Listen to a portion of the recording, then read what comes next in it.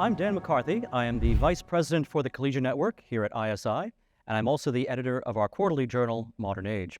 I am delighted to welcome you to this first panel of the afternoon about statesmanship, and in particular about several of the great but often overlooked statesmen who made America the great power that it would become in the 20th century. And the roots of that lie in the 19th century. Americans in high school and even in college will study the Founding Fathers, they'll study the Revolution, they will study the Civil War, they may even study quite a bit about the Virginia dynasty at the beginning of our republic. But they often skip over large patches of the 19th century and also large patches of the early 20th century, especially at this pivotal moment that goes from McKinley to Roosevelt. So our panelists today will be helping to fill in some of these blanks to talk about some of the great statesmen who shaped our country in the pivotal 19th century, who are not necessarily as commonly discussed as the Founding Fathers or as some of the most recent presidents of the 21st century or the 20th century.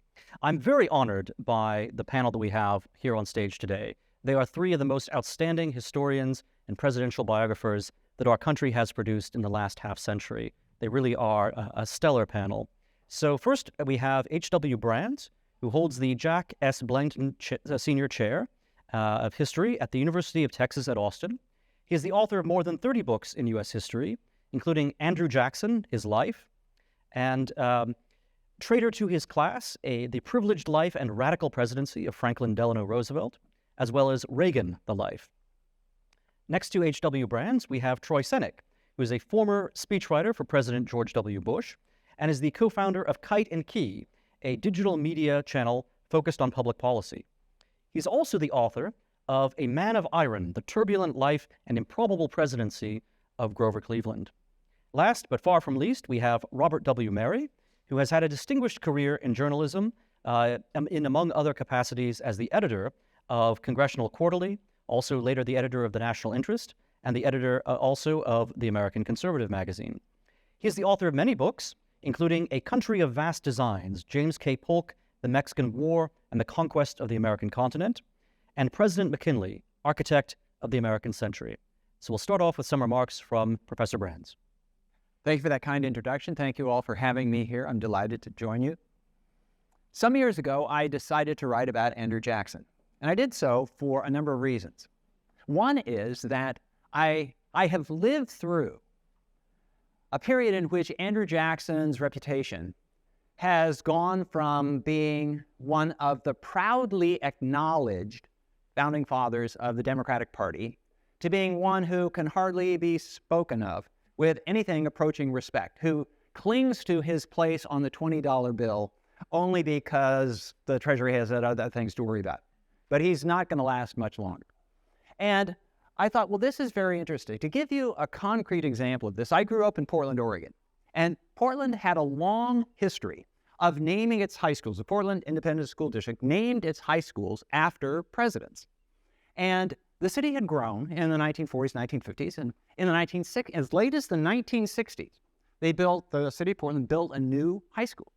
And they named it Andrew Jackson High School. This was in the 1960s. So I thought about writing about Andrew Jackson around 30 years later. By that time, there is not a chance in the world that the city of Portland would have named a high school after Andrew Jackson. Portland is a pretty lefty place. But I can hardly think of any place outside of perhaps Tennessee these days that would take the bold step of naming a high school after Andrew Jackson. So as a historian, and I decided to write a biography of him as his biographer, I have to figure out what happened to the reputation of Andrew Jackson. The first question, though, is how did he acquire the reputation? Why, of all the presidents you could name a high school, before was Andrew Jackson named for a high school in Portland? So I wanted to figure out how popular was Andrew Jackson. I knew that he was a great figure during his day. In fact, he was often spoken of as the second coming of George Washington. He was the hero to his generation. And I know why that happened, because he was the man who led American forces at the Battle of New Orleans and essentially saved the United States from dismemberment at the hands of the British in what at the time was considered to be sort of the Second American Revolution, the confirmation of the American victory in the First Revolution against Britain. So I wanted to try to quantify in some way that I could how highly Andrew Jackson was actually regarded. Now, this was long before there were anything like public opinion polls, so there was no pre-Gallup or anything like that, so I couldn't look there. I thought briefly that I should read old newspaper editorials and people who would write, favorably about Andrew Jackson. Presumably, editors, they tend to reflect to some degree the attitudes of the people who buy their papers, otherwise they wouldn't sell very many papers. But I did know, and I gathered as well, that in those days, newspapers were very much like TV news networks today, where you chose them precisely because you liked their politics. So if I looked and saw how many newspapers supported Andrew Jackson, well, those are simply the Democratic papers. And then the papers that didn't like him, they were the Whig papers. And so they really reflected parties rather than views of anybody other than that. So I came up with this metric, and you can decide whether you think this is at all valid. But I thought, okay, where else can I find some kind of registry of popularity, of regard? So it occurred to me that I had a great big National Geographic atlas. So I went this atlas, and at the back of the atlas, they have an index of place names. And I started just scanning down the list to see what individuals had lots of places named for them. And it turned out that there were more places named Jackson than for any other person. By the way, there were two other individuals who tied for second. Do you know who those? Can you guess who those two other ones were? Franklin's one, Washington was the other. Now, I happen to think that this actually, to say that Jackson placed ahead of Franklin and Washington, understated Jackson's popularity, because Washington and Franklin had been around for 50 years more, and there are lots more time to name things for them. So Andrew Jackson was this great figure.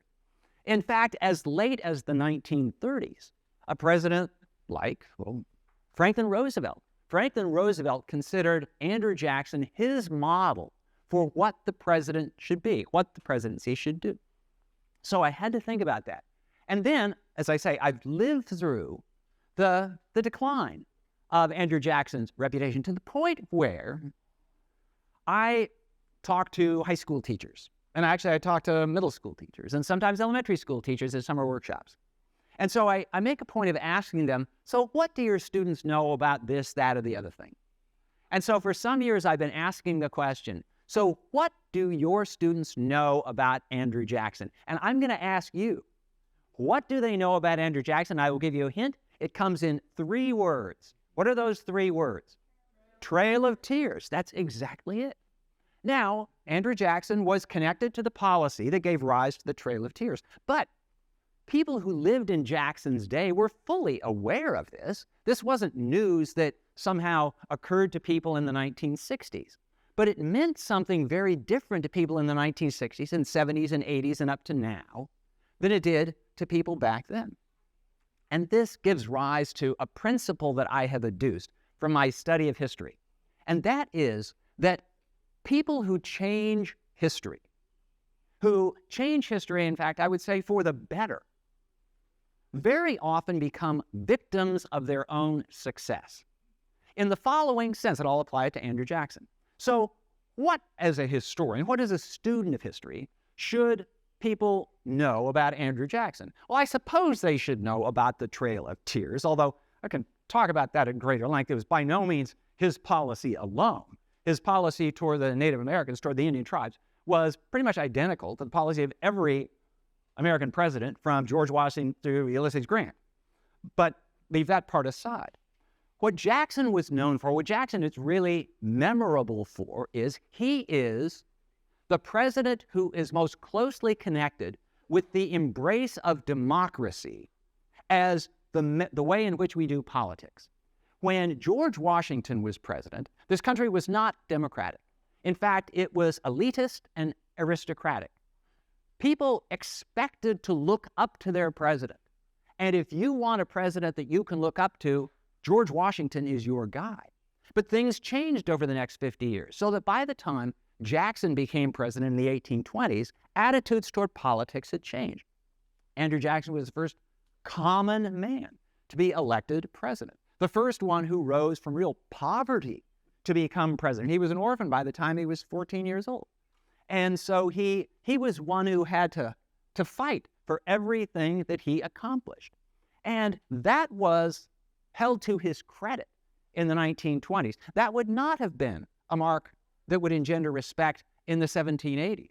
So by the time Jackson became president, American voters expected to be able to look their chief executive in the eye. They don't look up to him anymore on a pedestal. No, they want their president to be one of them.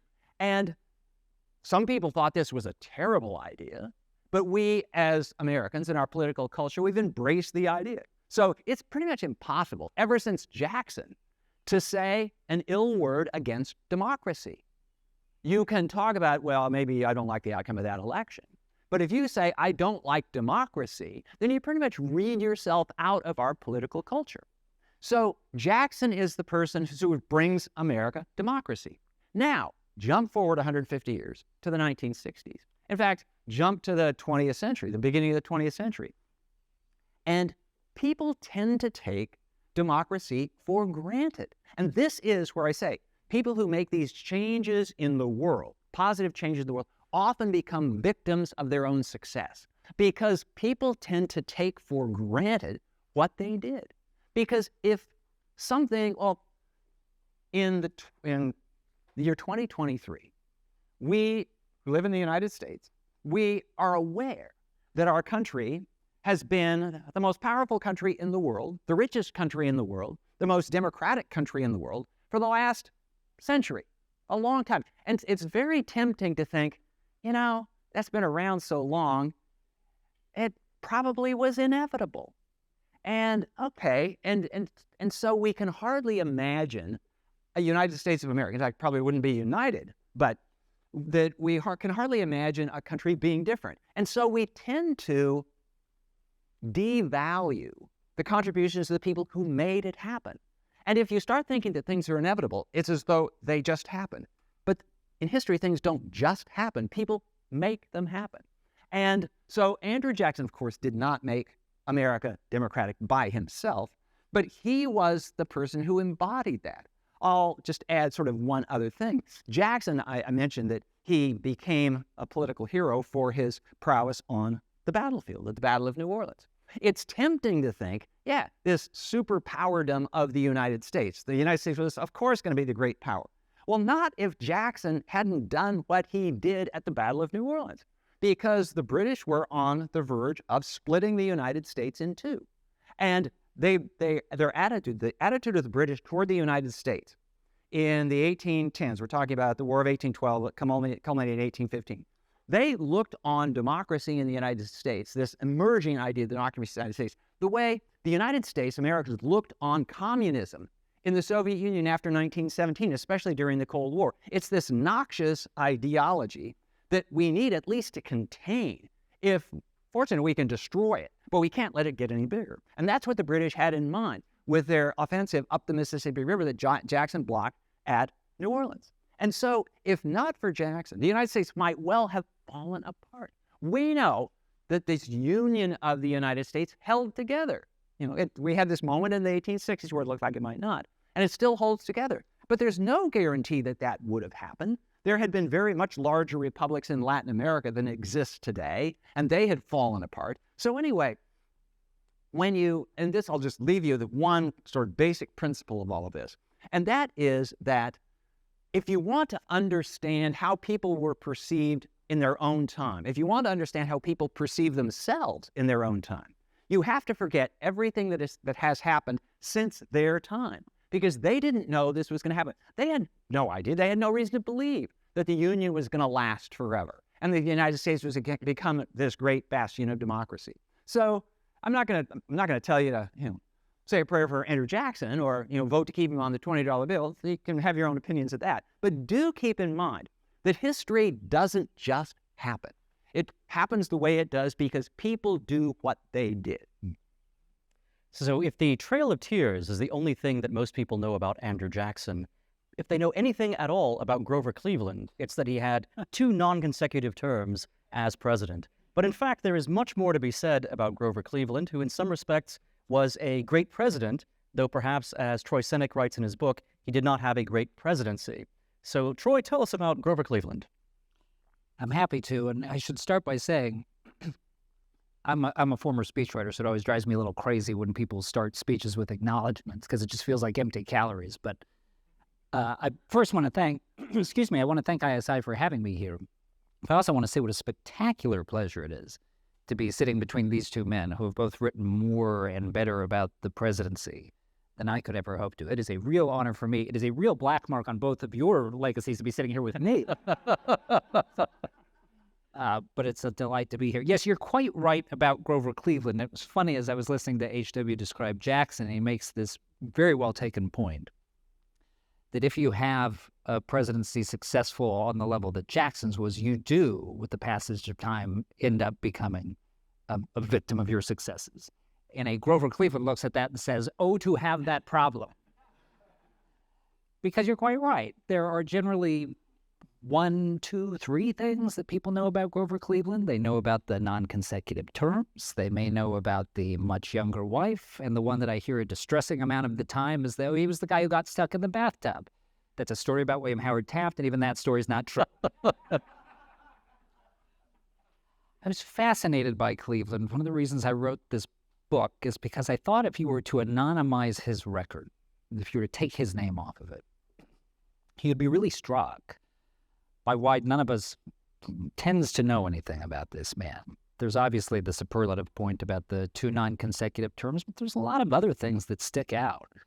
There are only 14 men in the history of the presidency, so that's less than a third, who have had a full 8 years in office. And if we were to run through that list, almost all of them are what we consider the household names, except for Grover Cleveland. Grover Cleveland is the only Democrat elected president between James Buchanan in 1856 and Woodrow Wilson in 1912. And there's a weird pattern when you look at the remembrances of Cleveland in his era and in the era immediately after, which is if you go back to the sort of the 1940s rankings of presidents, you'll find Grover Cleveland number 8. He's stuck between John Adams and Teddy Roosevelt, as I recall. The original proposal in the 1920s from the Treasury Department was to put Cleveland on the $20 bill, believe it or not. They ended up moving him up to one of the higher currencies that were only used between banks, and that probably played a large role in not being remembered. So what happened? Why this is clearly a significant figure in his own era and one who is mostly lost to us. So why did each of those things happen? Why was he significant then? Well, I think the real secret to Grover Cleveland's appeal, you have to sort of root him in his time, which is in the post-Civil War era. You were talking about an era of Republican dominance at the federal level. And something happened, something that I think almost always happens at state, local, federal levels when one party has command for a long period of time, which is that what I call the political equivalent of gout sets in. You have it too good for too long, things start breaking down, there's corruption, there's self-dealing, most of the fights are internal within the party, things get soft. And this era is one of, if not, the high watermark in American history for corruption in the public sector, arguable. And Grover Cleveland comes along, this is the strangest, one of the strangest stories in the history of the American presidency. If you were to locate Grover Cleveland in the year 1881, which is the year that he turned 44 years old, you would have found an overweight, balding, workaholic lawyer in Buffalo, New York, who had held exactly one public office prior to that, a stint as the sheriff of Erie County, New York, for 2 years, a decade prior. Why does any of this matter to you? because I'm describing somebody who was 3 years away from becoming the President of the United States. It is one of the most meteoric journeys we have ever seen in the history of the presidency. He goes in those 3 years from being that workaday lawyer to the mayor of Buffalo, to the governor of New York, to the 22nd president of the United States. How does it happen? It happens because Cleveland is regarded as a tonic to this culture of self-dealing and corruption every step along the way. This is a guy, this may be one of the things that a crowd like this would know. This is a guy whose favorite tool of executive power is the veto, right? This is a guy who is fond of saying no. In his first term as president, he vetoes 414 bills. Impressive in and of itself, doubly impressive when you know that that is more than the 21 presidents prior to him combined.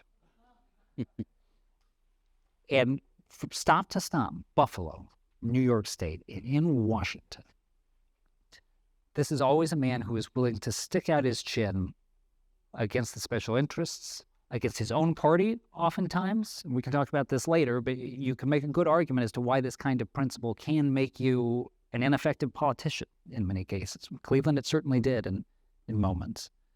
But all of a sudden, this sense that this man, and this is the genius of the American system, that we see this happen from time to time. You can feel the pressure building up in the system, and then all of a sudden somebody comes in through a side door and seems to provide the remedy for what's going on. Now, the second part of the question that I posed was, why don't we remember him, since he was fondly regarded by people in the immediate aftermath? I should say, by the way, not uncontroversially, it is worth noting that the Democratic Party sort of falls apart by the end of Cleveland's second term, because Cleveland represents the old guard, sort of classical liberal species of the Democratic Party as the progressive wing under the likes of William Jennings Bryan is ascendant. But still, why have we forgotten? Well, my argument in my book is that the issues of Cleveland's age are in many ways inscrutable to us, as the lay American has a very hard time understanding why were they all talking about civil service reform? Why in God's name did they spend so much time talking about tariffs? The answer to that, by the way, is in this era in American history, arguing about tariffs would be like arguing about income tax rates today. That's where all the money came into the federal government from.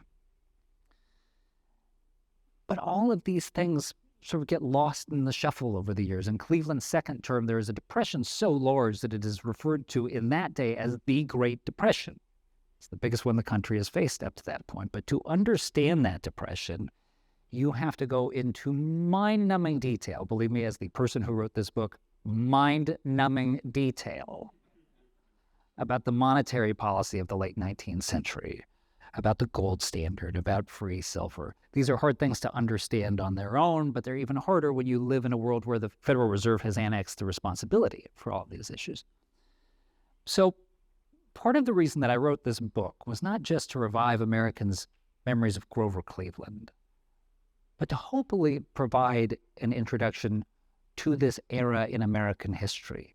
Because I do think it is a problem for us to look at the late 19th, early 20th century, a lot of the same ground that you're covering with McKinley, and to just sort of write off that era because we don't understand. It is weird when you think about it. We know more about the Revolutionary era. We know more about the Civil War era, even though they are further from our own, because the fights there are intelligible to us. Cleveland is a very flawed figure. As you say, I'd say in the book that he was in many ways a great president, but didn't have a great presidency. No one is more aware than me, by the way, of how thinly that is slicing it. But I think once you come to the end of the book, you may reach the same conclusion. He's a flawed figure in many ways, a man who gets in his own way sometimes because he is too principled and he can't do the minor concessions and the sort of horse trading that lubricates political life in a democratic society. That said, it's a rare exhibition of principle in the Oval Office, a man who is continually saying some version of, I don't work for the party, I don't work for these interests, I work for the American people. That was the thing he kept fixed in his mind at all times. And maybe he misinterpreted sometimes, but still, to have a president who thinks about the job that way strikes me as a legacy that is worth remembering for all its flaws. So the vagaries and ironies of historical reputation have been a theme of both of these first two sets of remarks. William McKinley is also the victim of a certain ironic historical memory because he is perhaps best known for being assassinated and then succeeded by one of the most colorful presidents in American history. And this has caused many people to overlook McKinley until quite recently, when there's been something of a renaissance of McKinley studies. And perhaps the crown jewel of that has been Robert Mary's work on William McKinley. Bob, tell us more about what we need to know about William McKinley. Well, what people do know, as you say, is how he died and where he died. And you could say that as a historical figure, it's not clear that that was the worst thing that happened to his reputation in history, or whether it was being succeeded by Teddy Roosevelt might have been the worst thing that happened to him, because Teddy never shared credit with anybody, and his biographers have ignored McKinley totally. But I came to regard him as a very significant figure. So when I came to the end of the book, well, when I was writing it, I have to say that given the fact that nobody seemed to know about him, and I wasn't sure that anybody really cared much about him, but I was doing it anyway because I was asked to do it by my publishing house. And so people would ask me, they said, Bob, what are you working on? And I would say, well, I'm working on a biography of William McKinley. Who? William McKinley. Oh, yeah, he was assassinated in Buffalo, New York, right? But I gave him, he gave the book title, a subtitle of Architect of the American Century, which was rather audacious, I think, and I'm very proud of being so audacious. And I think I can defend that. But I think there are three definitional elements to a statesman, and I'm going to sort of distill the first one through an anecdote. It occurred in the spring of 1895. McKinley was gearing up to run for president in 1896, and he sent his trusty operative, Mark Hanna, to New York to talk to the big Republican bosses, Tom Platt in New York and Quay in Pennsylvania, another guy whose name I can't remember right now, Joe Manley in Maine, who pretty much controlled New England, to see whether these guys were going to give McKinley their nod when it came time to go to the convention the next year. So Hanna slips into New York, has dinner with these guys, slips out again, very proud of the fact that he managed to do that without alerting any reporters, and goes back to Cleveland where McKinley is waiting for him. They have a nice lavish dinner, and then they go into Hanna's study, and when they pull out the cigars and the brandy, and now it's time for Hanna to report, and he says, well, Governor, it's all over but the shouting. These guys will go for you, and you're already the front runner, so I think this is enough to really put you over the edge. There are some conditions, but this is all good news. McKinley says, what are the conditions? Oh, well, Platt wants all the patronage of New York, and Quay wants all the patronage of Pennsylvania, and who's my guy again? Manley. Manley wants all of New England. Oh, yeah, and Platt wants to be named Treasury Secretary. So McKinley steps up, gets out of his chair, and he paces the floor a couple of times. He turns to Hanna and he says, Mark, there's some things in life that come at too high a price. If I have to do this to get the presidency, it'd be worthless to me, and it'd be more than worthless to the American people. If this is what it takes, I'm out. I don't even want to run. Oh, hold on there, Governor, says Hanna. It isn't to say that you can't still win. It just means that you can't sew it up as quickly as you might want to. But no, we can beat these guys. And it was clear that he would have to beat these guys, because if he turned them down, they were going to coalesce into a knot of power at the convention to try to deny it to McKinley so they could get somebody in the office who would be more malleable. So that is number one, and that is character. And I think that reflects character. And I have to say that when I encountered this anecdote, the first person I thought of for some reason was Hillary Clinton. Because I wonder what Hillary would have done in a situation like that. So the second element is effective leadership, effective decision making, effective moving things along. And I say that he had it. Now I got to say that not everybody among the historians of that period agrees with my judgment about McKinley as a decision maker and as a man of force, as a president or as an executive. And that's because he didn't display any force. He was a bland character. He was a man who made decisions incrementally, very cautiously. But when he was prepared to make a decision, he would make it boldly and decisively, and he was willing to take significant risks. And I think that has been missed by a lot of the historians of the period, especially, I have to say, the Teddy Roosevelt biographers, who bought this sort of Rooseveltian view, which he himself held with great conviction, that he was the greatest of them all, and that nobody could measure up, certainly not his predecessor. You got to remember the anecdote, the quote from the British diplomat who said, if you're dealing with the president, Roosevelt, you got to remember that he's basically a 6-year-old. So McKinley didn't have much bombast, but he made decisions effectively. An interesting thing about that was the extent to which he managed to get everything he wanted without even signaling what it was he wanted. And he manipulated people in such a stealthy, subtle, indirect way that he could just be this nice guy. And it turns out that if you sort of look at his history, you find that everybody who sort of went up against him lost. And he left him in the dust, but he moved on in that enjoyable way. There was a guy named Ben Butterworth, who was a congressman from Ohio around that time. He was very close to Mark Hanna. He didn't really like McKinley, and he captured this in a kind of a negative way that is also very revealing about Will McKinley.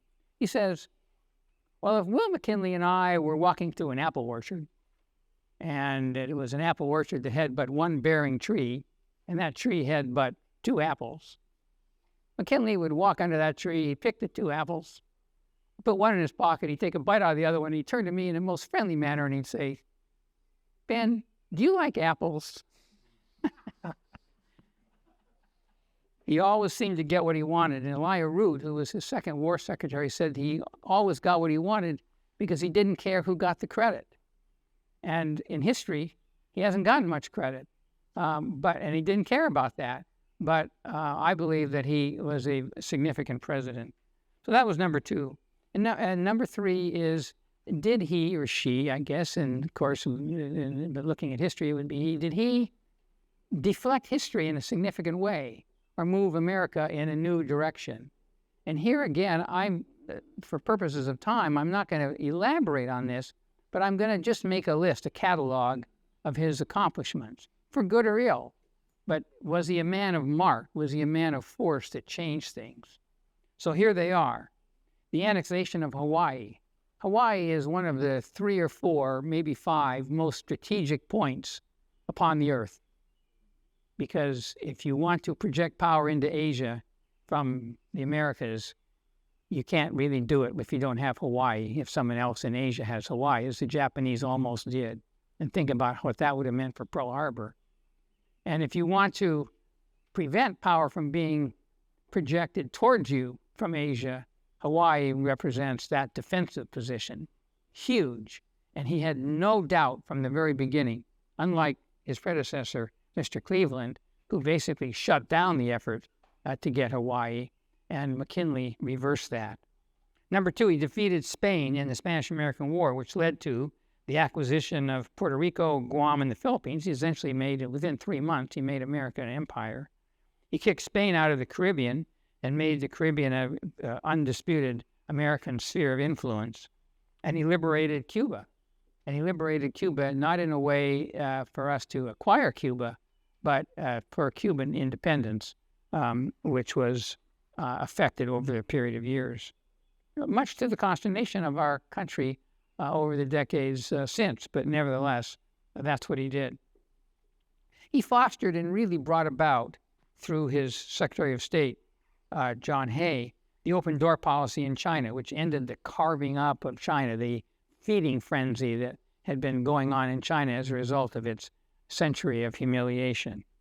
He created, it's important to remember for this next one, that America almost went to war with Britain over a territorial dispute in South America just before McKinley became president.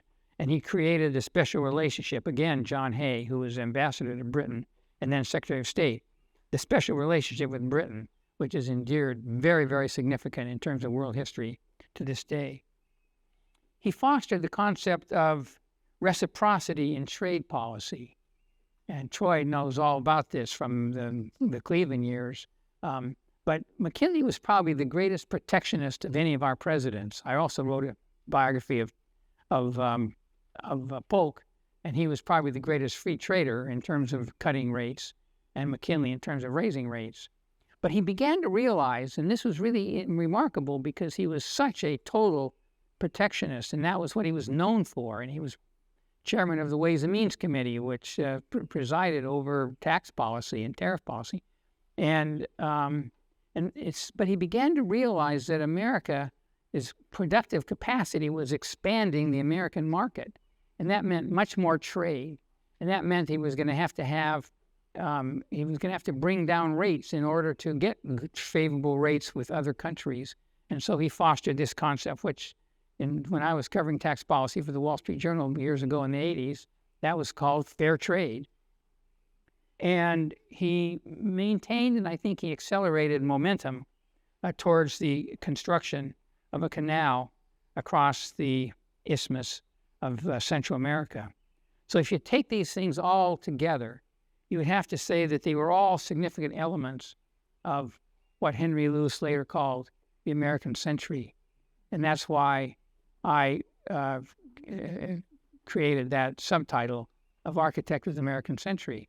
Roosevelt did an awful lot, but a lot of the groundwork was already put forth by my man McKinley, who, by the way, was assassinated in Buffalo.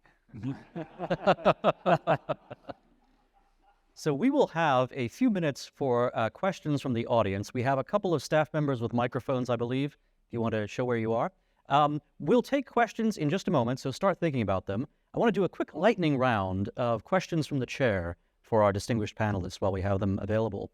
So Professor Brands, what kinds of changes did Jackson bring about, what most fundamentally, in the nature of the Democratic Party? So it had been Thomas Jefferson's party, it becomes the party of Jackson. What's the difference between those two versions of the Democrats? The Democratic Party of Andrew Jackson was about half of the Democratic Party of Thomas Jefferson. So there had been a two-party system of Federalists against Republicans, Jeffersonian Republicans. And the Federalists faded away during the War of 1812, largely because they talked about New England seceding and joining up with Britain. And so there was an interregnum, a period where there was only one party. This was a so-called era of good feeling. And everybody was in one political party. But people who go into politics are ambitious. They are competitive. And so one-party systems do not last unless they are enforced by secret police and the like. And so in any competitive system, a one-party system is unstable. And Andrew Jackson coalesced, well, really, what was left of the Jeffersonian Republicans coalesced around Andrew Jackson because what was left of the Federalists coalesced as a group that initially simply called themselves the anti-Jacksonians. And so politics became personal in a way that it had not been before. So Thomas Jefferson and John Adams, they had a very head-to-head slug out in the election of 1800. But the parties were not so closely identified with the individuals. So I say, and especially negatively identified with individuals. So what became the Whig Party was originally the anti-Jacksonians. And American politics, especially at the presidential level, became much more personalized. Ever since Andrew Jackson, I would say if you needed to come up with a first approximation as to who is going to win any presidential election, the person who gets most commonly answered this question, which of the two candidates would you rather have a beer with? That one wins. because there is this idea that the President of the United States preeminently ought to reflect something of the American character. We usually don't put this to our candidates for senator or for the House of Representatives, but the President is the one figure who really, at least since Jackson's day, embodies what Americans think of ourselves. And I remember I was writing my book about Jackson, and I was watching a debate in the election of 2000. And Al Gore, vice president, was running against George W. Bush, governor of Texas. And between them, those two men had 3 Ivy League degrees. But they knocked themselves out to say they were just folks. And I thought this was very striking. And it goes right back to Andrew Jackson. Great. Troy, party perhaps is a good question to direct to you as well. One of the slogans that was often aimed at the Democratic Party of Grover Cleveland's time was that it was the party of rum, Romanism, and rebellion. What did, and Cleveland stands out as the two-term Democrat in an era of Republican dominance. What was the Democratic Party of Cleveland's time all about? Well, one of the reasons that Cleveland is the first Democrat that you get in that long period after the Civil War is because the thing, of course, that keeps getting hung on the Democratic Party over and over again is the legacy of the Confederacy, is the legacy of slavery. This is the old waving the bloody shirt thing. And it helps that Grover Cleveland is a Northerner. Grover Cleveland is from New York. He has a couple of brothers who served in the Union Army. He himself, by the way, was drafted to serve and paid for a substitute, which at the time was a thing that was perfectly legal to do. But nonetheless, this ends up becoming an issue when he runs for president. And there are all of these allegations that, well, he paid this poor Polish sailor, and this guy went into combat for him and suffered these terrible wounds.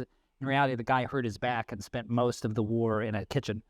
But this was the way, I mean, I couldn't agree more with what H.W. was saying earlier, because when you look at the era I was examining for this book, quite the same. One of the things that you learn very quickly is you will write really bad history if you just credulously read the newspaper accounts of the day, because they are partisan to the point of getting these totally different narratives, totally different fact patterns if you're reading a Republican newspaper versus a Democratic newspaper. So Cleveland, as I started to say earlier, Cleveland is sort of interesting on this front because he is the last gasp of the old Democratic Party, of the old sort of, that harkens back to the Jeffersonian Party, the classical liberal, limited government, constitutionalist Democratic Party. And he has, even having written this book about him, I cannot tell you whether this was dumb luck or some sort of muted strategic insight, because he never talked about it. He had this ability to do things that should have been politically suicidal throughout his career and always have things break his way until the end, until the last couple of years of his second term, at which point that sort of populist wave in the party just overtakes him.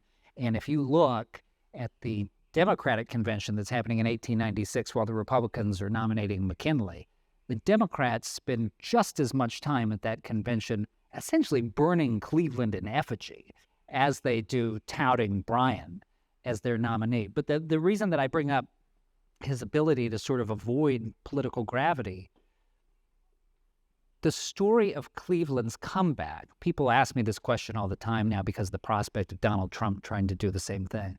And I always tell them, you really can't glean any wisdom from the one to apply to the other because the structure of American politics has changed so much. This happens prior to the world of presidential primaries, because Cleveland really comes back cutting against the base of his own party. He gets elected for the first time in 1884. He then loses re-election in 1888. And when he comes back and wins that third term in 1892, already the party is divided over this monetary policy question, gold versus silver. And Cleveland, who leaves office not thinking he is going to run for president again, and indeed writing a number of letters expressing how thankful he is to not be president anymore, writes an open letter cutting against the dominant movement in the party, saying that the party has to stick with gold. It would be a betrayal of the entire American financial system. All of his aides tell him, don't do this. You have no chance at anything in the future. He publishes it. He doesn't care. In fact, a friend of his says, I never saw this man so happy as every time he threw away the presidency. Every time he's told not to do something, that's when he does it. And it works because in 1892, when it is the party mandarins of the Democratic Party who are making this decision, they're saying to themselves, oh, thank God we've got somebody who seems like an adult and is not going to crash the American financial system for fun. And that's how he ends up with the nomination. It's fundamentally different than how you would attempt a presidential comeback today. Fundamentally different than the way that party politics works today. There are, to be sure, excesses and defects of both setups, both arrangements, right? Whether it's party insiders making the choice or voters making the choice. But I will say that the odds of us getting politicians like that, who are willing to defy their own bases when they think it is in the best long-term interest of the country, declines dramatically under the kind of system we have now relative to that one. So we've had a discussion of the politics of two different Democratic presidents and how they've responded to their party and perhaps fought against their own party's base. The Republican Party of today seems to be undergoing a change in terms of how it looks at issues of trade. It has been a free trade party under George W. Bush, a more protectionist party, at least rhetorically, with Donald Trump and some of the Republicans of our time. Bob, what were the politics of trade in McKinley's day with respect to the Republican Party? Well, McKinley inherited exactly what Troy was talking about in Cleveland's day, because the depression, and it was a depression that occurred during that period, devastated the American economy. And these people in the rural areas, especially in the South, farmers in the Midwest, they couldn't get liquidity. There was no liquidity, and their answer was, let's go to the silver standard, the unlimited coinage of silver. And McKinley had to face that question. Now, he was the great protectionist, as I've said, and so when they had a big meeting, what's our issue? How are we going to project ourselves here? McKinley immediately said, it's really trade. Trade's what we stand for. This other thing is going to blow over.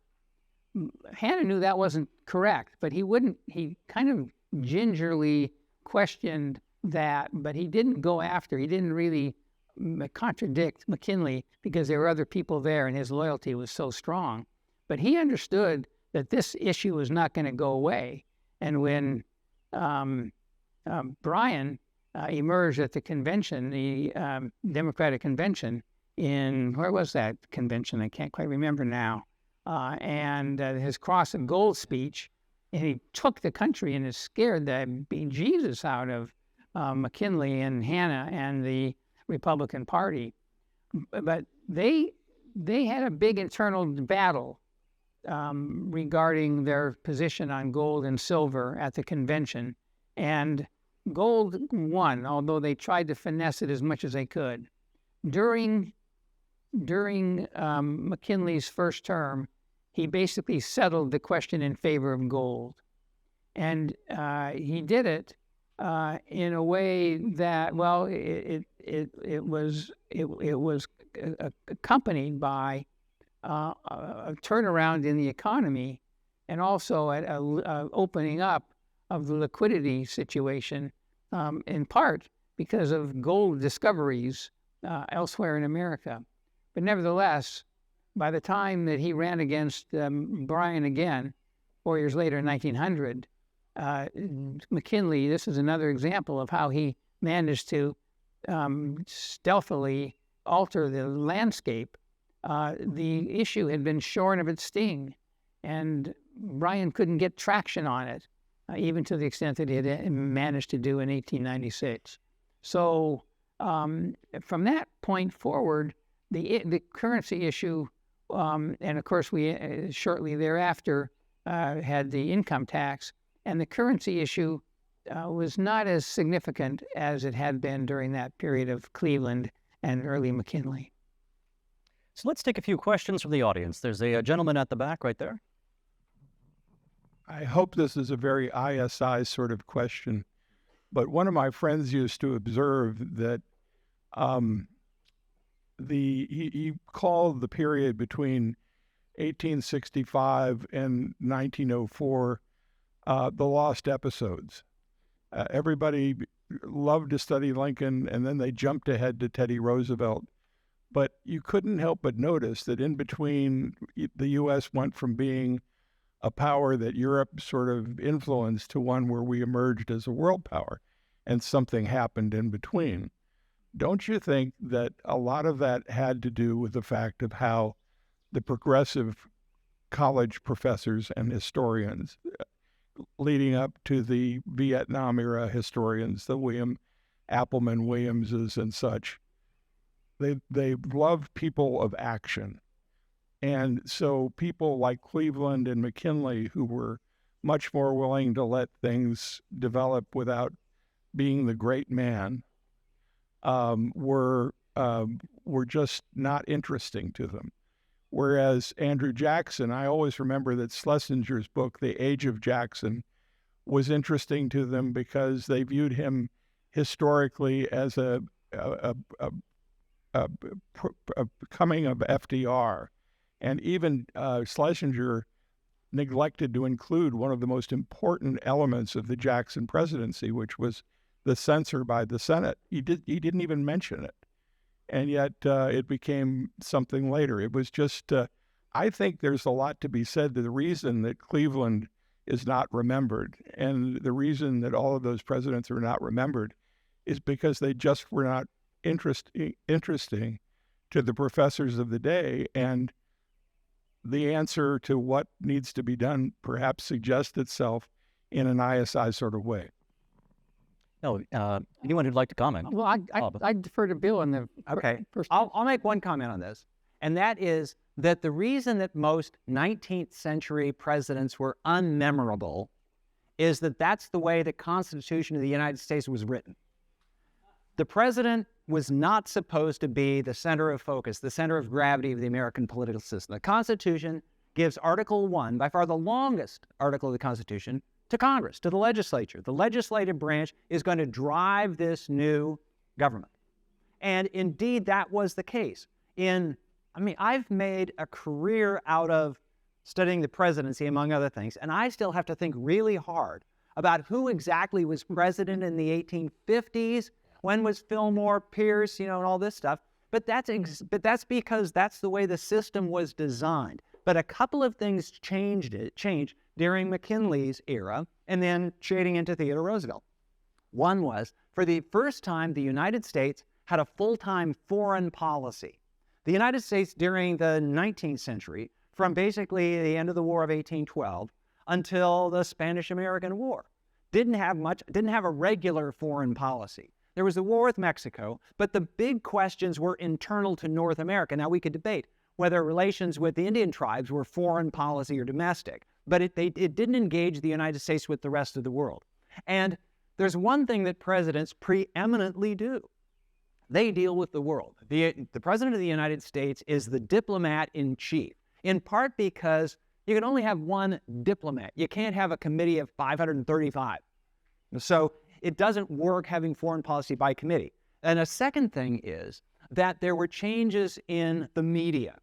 And so for the first time in the 1890s, you get these new rotary presses that can produce newspapers by the zillions that have to be supported by advertising. Not by subscriptions primarily, but by advertising, which means you have to get page views. And so you need to find somebody that newspapers can write about. And this is why Theodore Roosevelt was such a galvanizing figure. He recognized this when he was the president of the New York Police Board, and he was cleaning up corruption among the New York police, and he would invite reporters with him to go on his rounds in the wee hours of the morning. And this was fantastic stuff.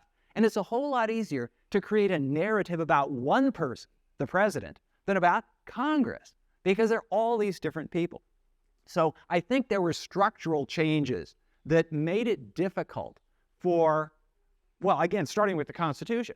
But presidents essentially, I'm not going to say usurped the power of Congress, although they did in many ways. I would say Congress abdicated authority to presidents over time. But what they really did was, starting with Theodore Roosevelt, they demonstrated that a dynamic president, a president who is a good story, can really grip the American imagination. And so it's pretty easy to remember presidents of the 20th century, again, partly because there's a lot of foreign policy that goes on. We got world wars to deal with and all that. But I would say that the Constitution, the presidency, operated the way it was supposed to, especially during times like Grover Cleveland's presidency or Benjamin Harrison's presidency. Who's going to write a book about Benjamin Harrison? But that's the way it was supposed to be.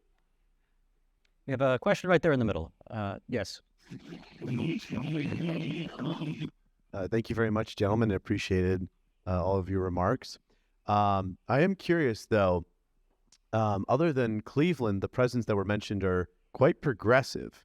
And, that kind of is, I understand that this panel's not necessarily conservative American presidents, it's on statesmen.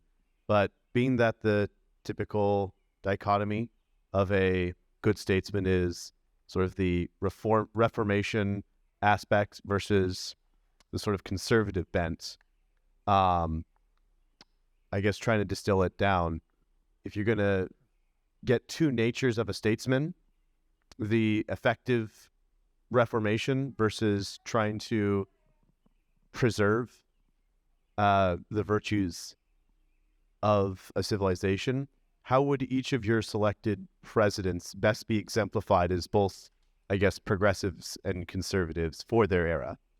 Does that make sense? Yeah. It's a lot, but I have a really short answer to that. Under Andrew Jackson, the federal budget, there was the federal debt, not just the deficit, but the debt was eliminated.